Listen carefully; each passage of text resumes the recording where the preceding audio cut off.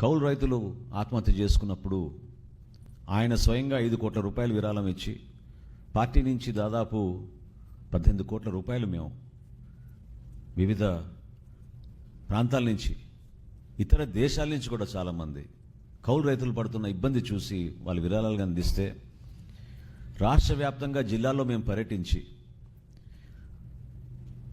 ఎవరైతే ఆత్మహత్య చేసుకుని చనిపోయారో వారి కుటుంబాలని పరామర్శించి వాళ్ళకి ₹1,00,000 ఆర్థిక సహాయం ఆ రోజు మేము అందించాం.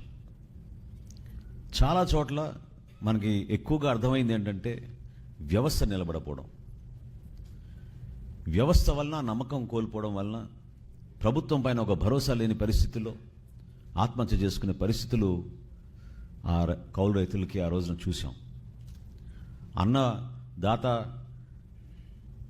ప్రత్యేకంగా గోదావరి జిల్లాలో కూడా ఆ విధంగా కౌలు రైతులు ఆత్మహత్యలు చేసుకుంటున్నారంటే నమ్మలేని పరిస్థితులు.